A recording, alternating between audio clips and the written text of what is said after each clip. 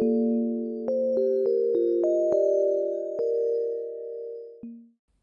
guys, welcome to Lack of Foresight Gaming, and today we're going to learn how to make islands for Dystopian War. So this is one I made to kind of learn the ropes a little bit myself and see what we're going to do. So we're going to make a couple of smaller ones and I'll show you the techniques I used. Everything you see here right now is more or less what I'm going to be using. I'll provide a complete list of supplies in the description down below, and let's get started. Alrighty, so step one, we're going to cut out the size and shape of the island that we want to use out of both the foam and the cardboard. We're going to use the corrugated cardboard. This is just literally from like a shipping box, just to have like kind of a flat, solid, sturdy base to be able to kind of glue our foam to, and then have something to kind of more easily sit down. So you can use a template for this, or you can freehand it. For the big one I did, I used a template from the website for the different little paper marker islands. This one I'm just gonna draw something and see where it goes.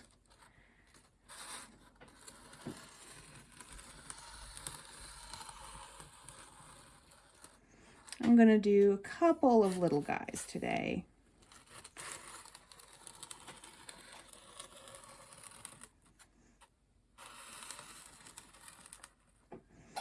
There we go. I'm going to cut those out and then we'll use those to trace onto our cardboard. I'll be right back. Alright, so now I have those guys cut out here. I'm just going to put them on the cardboard here, trace them, and then cut those out as well. Alright, so got those guys cut out now. Now we just got to mount them on their respective bases, glue them down, and then just wait a little bit for the glue to kind of set. You don't want to be working with it while it's shifting around. It'll just be a pain in the butt. And then it's going to end up setting awkwardly, like kind of, you know, half off its base or something silly like that. Something I should have said earlier too, make sure you keep the like off-cut bits of styrofoam when you were cutting it out. We're going to kind of shave these up, make them a little more organic, pardon me, make them a little bit more organic and turn them into rocks and cliff facing and stuff like that for our islands. So I'm just kind of keeping them to the side in my garbage bag that isn't quite all garbage yet. Bag. Alright, so I'm going to glue these guys down. I'm just using like a basic white school glue. You can use super glue. You can use whatever you'd like, whatever you have on hand. This is what I have on hand. This is what we're going to use. A note from Jacob. Do not use super glue on this foam. Apparently, that will melt it. Hot glue will probably do the same thing. Alright, and there we have it. They're glued down to the cardboard bases. Just got to let the glue dry for probably about an hour or so, depending on your glue. Most will give you kind of instructions on how long it needs to set for. This one, naturally being crappy dollar store glue, does not. But typically white glue tends to be dry in about an hour-ish, 45 minutes-ish. So I'm going to let that guy dry, and I'll be back. Alright guys, so it's all dry now. It's stuck to the base pretty good. So what we're going to do now is going to go in and carve out some of the foam on here to give ourselves a couple of different like levels and topography to our island to make it look, you know, more natural than just that. So this little guy, I'm actually hoping to have a little lighthouse on. Jake's looking for a nice file for printing. And we're going to put ourselves a little island on there. So I'm going to try and kind of carve it down and have maybe this spot here be where the lighthouse goes. So at an angle, let's just start shaving some off. If you're using the same kind of foam as I am, it's going to get messy. There's not really any other way you can deal with that. I don't even think you can use a hot wire cutter on this type of foam. Just got to be careful not to cut yourself.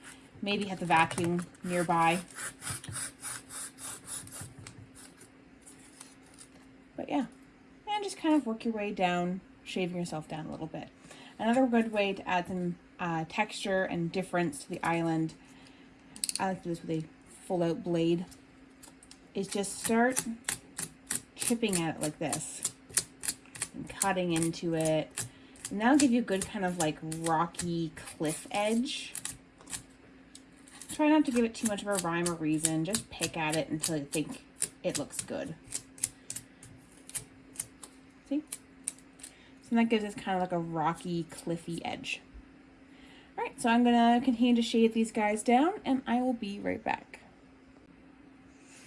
Alrighty, so I've shaved off a bit, roughed up the edges, given it a little more character on these guys.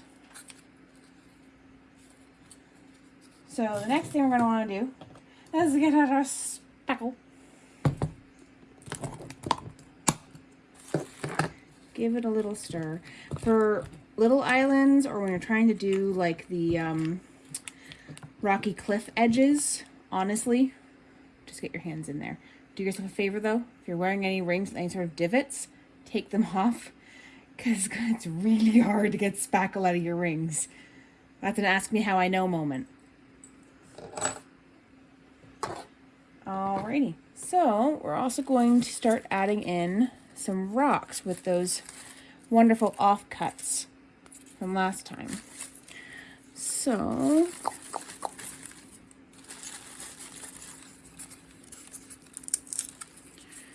I just kind of grab stuff and kind of pile it up until it looks semi-rockish.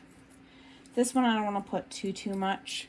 And probably not too thick either, because that is the one I'm going to be putting the lighthouse on, if we can find a file for it. Yeah, this step is very kind of individual. Really very much depends on what looks right, how your stuff cut previously, what you want, what you kind of have a final vision of for your island. Case in point, I don't even think this one's going to have very many rocks because I kind of picture the lighthouse taking up the majority of that flat top now that I think about it a little more. Okay, so we're going to get in there, we're going to basically glue them down with the spackle and then cover the whole thing in either spackle or Mod Podge. Kind of depends, dealer's choice. You just want to make sure that your foam is completely covered before you, say, spray prime it or put craft paint on it, because not all craft paint is created equal, and sometimes it'll warp and melt your styrofoam. It's another ask me how I know moment.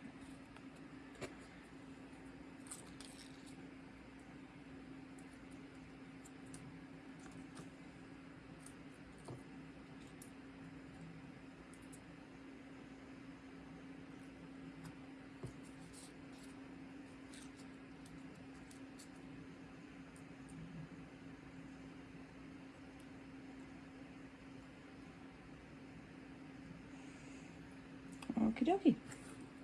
And then we're just going to spackle this boy up and I'll be right back.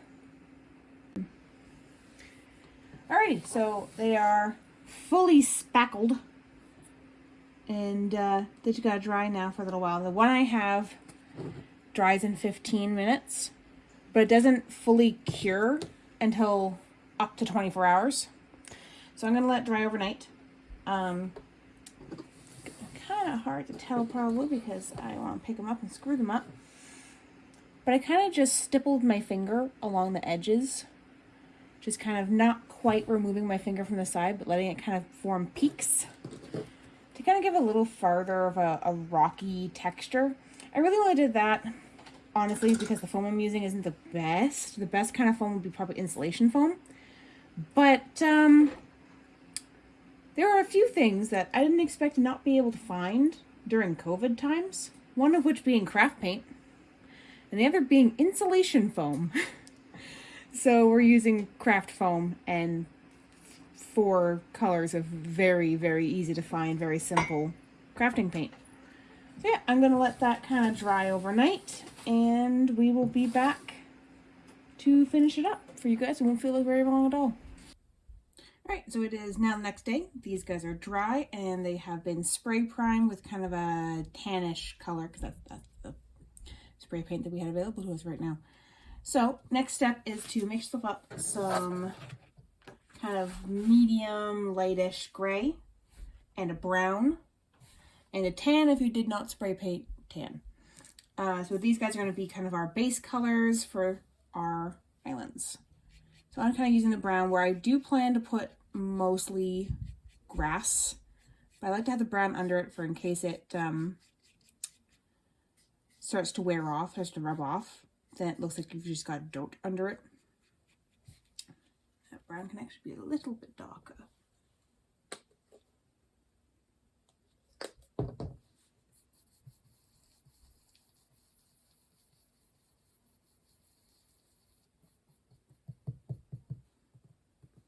And don't worry if it looks a little like one-dimensional right now. We're going to go in a little bit later and add some differentiation with some different colors with our dry brushing.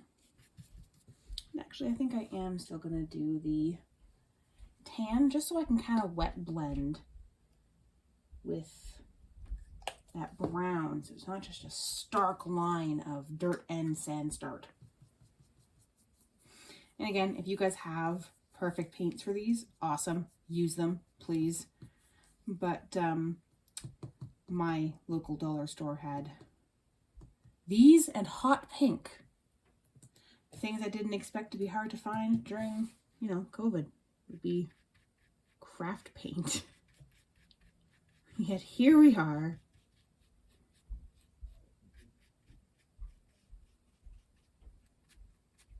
Make sure to get right down the edges for particularly like the beach and such.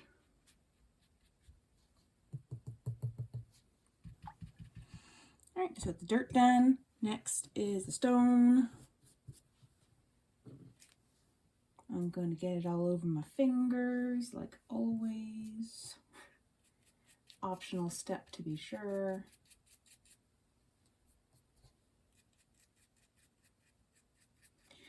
Make sure you get right into every like little nook and cranny and crack. You don't want your undercoat paint like showing through.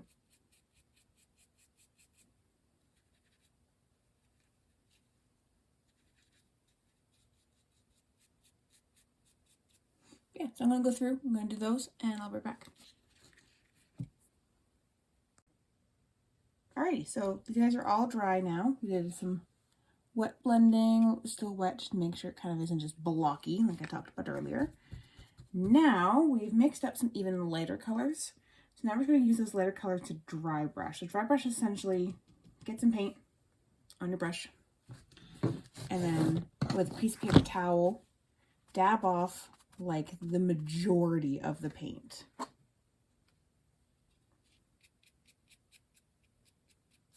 We're just using this to basically add a little extra color, a little extra texture.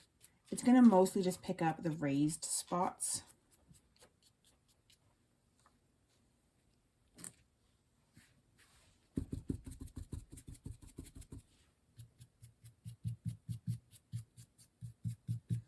So basically be where the light is more touching.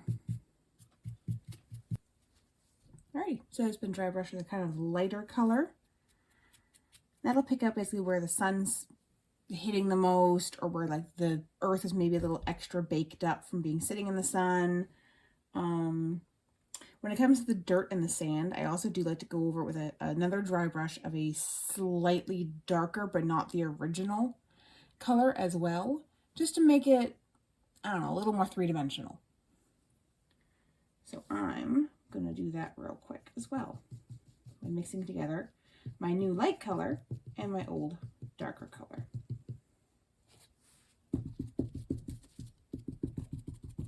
I just find it gives it a lot more definition.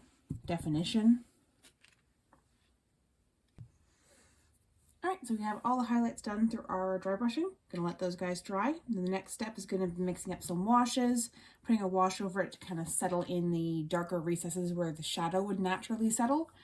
A final highlight, and then flock, and then you're ready to clear coat it and enjoy it. So let's let that guy dry. We'll be back for a little bit of a wash, and then we'll go from there.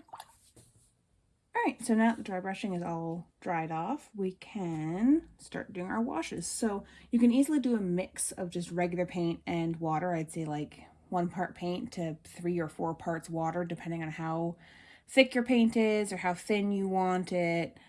It's very much kind of a play around, not really an exact science until you know your paint you're playing with. However, I've robbed the painting table. Don't tell Jacob. So I'm going to do these guys. So the non-oil for the stone and earth shade for the actual earth. So when it comes to washes, best to start with top and work your way down. Let it just kind of settle. That brush is going to give me trouble, I see. Let's try that again. So best to start at the top and let it just kind of settle in all the cracks and creases and everywhere you would normally find the shadow. Dabbing off any excess pooling as you go. Then I'm just going to take a paper towel and dab off any excessive amounts that have gathered in odd spots. And to kind of lighten up the effect just a smidge.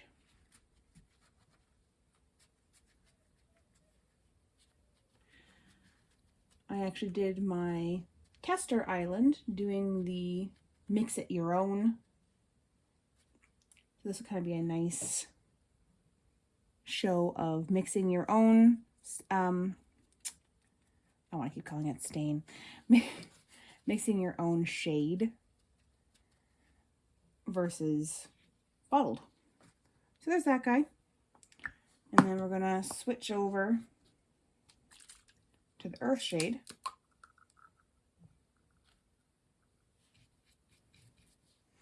And again, we're going to use the paper towel just to dab off some of the excess so we don't lose everything that's under it, but we still get that kind of darkening, pooling, where it looks like there might be like some puddles of actual like water going on, but from the distance, we're not going to see it, right? All right, so there's that there. I'm going to do the other one, and then we're going to let it dry. We're going to do one final dry brush, and then all we have left to do is flocking and set dressing and making it look like a lived on island. You could honestly, after doing the dry brush, just leave it. If you don't want any greening on it, you don't want any buildings on it, you don't got to. At that point, it would just be kind of rocks jutting out of the ocean, or you could do maybe a volcanic island and have it all like volcanic stone that hasn't quite settled yet, to have actual soil on it yet. There's definitely 101 different ways you can play with islands. Alrighty guys, so the washes have dried. Let's add that little bit of kind of dark, shadowy, recessy spots. So the very last thing we gotta do is go in here with another very, very light gray and just dry brush along the stone again. So I've mixed up a nice light gray. And dab off most of it again.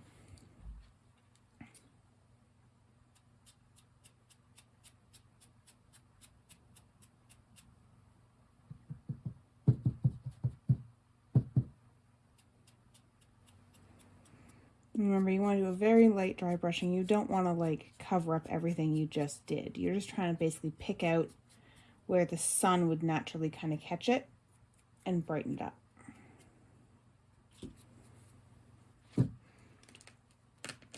Uh-oh, I have glued it to the paper towel. There we go. You didn't see that.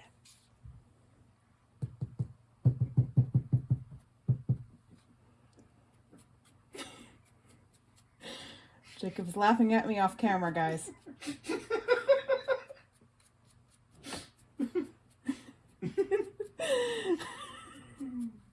It's not an art project until I have accidentally glued something to something that is not meant to be glued together. How many times have I accidentally glued my fingers together with super glue? How many times have I accidentally glued two pieces of paper together with paint? I think if I knew that answer, I would have to submit myself to the Fae, because holy cow. In the words of painting Jesus Bob Ross, there are no mistakes, just happy accidents. Case in point, that's a little heavy right there, but we're just going to say that the sun's hitting that real nicely. And there we go. So you could leave it like that. Honestly, you could. If you wanted to have an island with no greenery, or like I said earlier, an island that is fresh out of volcanic activity and therefore has no greenery. The greenery's been smothered by ashes. Instead of doing the brown, you'd have done more of a blackish, deeper brown. I am going to still add some greenery to this once it dries. I'm also going to add, after I've painted it, this little lighthouse that we 3D printed for this island. So I'm going to paint that guy up while these guys dry, and I'll be right back. Alrighty, so these guys are all dry, so now we just gotta do their grass. So I'm gonna use a lighter grass for the main grass. This kind of darker green as different foliage slash bushes slash whatever. And then these guys are gonna be my trees. Since due to the scaling, having a full-size tree is going to make it look like you have the Great Deku Tree on your island.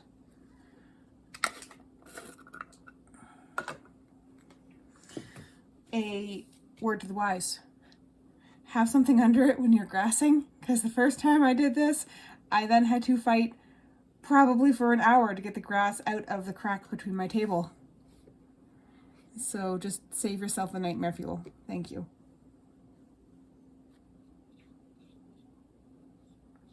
So I've just mixed kind of a 1 part glue to 2 parts water. And I'm just kind of dabbing everywhere I kind of want to have some grass. It's not exact science. Do a little bit, see if you like it, do a little more.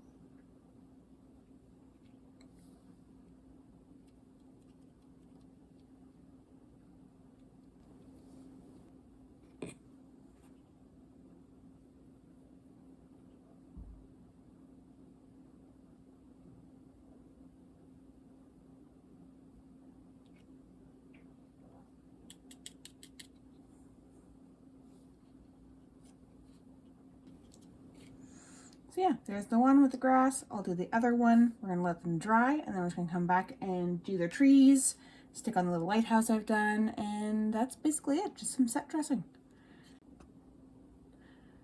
Alrighty, so the grass is mostly dry. Dry enough. I can put glue down without ripping the whole thing up, more or less. So this one, I've already glued things down to. It's still a little bit wet, just to kind of show you guys. This guy still got to glue them down, so I like to kind of put things down, see if I like where it is, and then I'll glue them down afterwards. So, just again, using that same white glue we've been using the entire time, that is starting to slowly run out.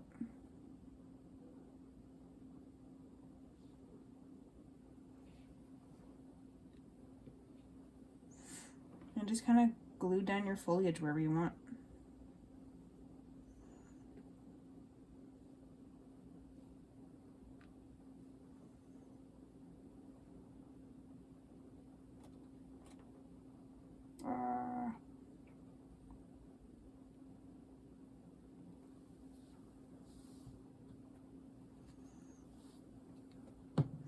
That's it, guys. Just wait for the white glue to dry, do a clear coat, just so that doesn't, you know, rub off or anything doesn't fall off while you're playing with it or storing it, and that's it. That's what I got for you. That's your islands.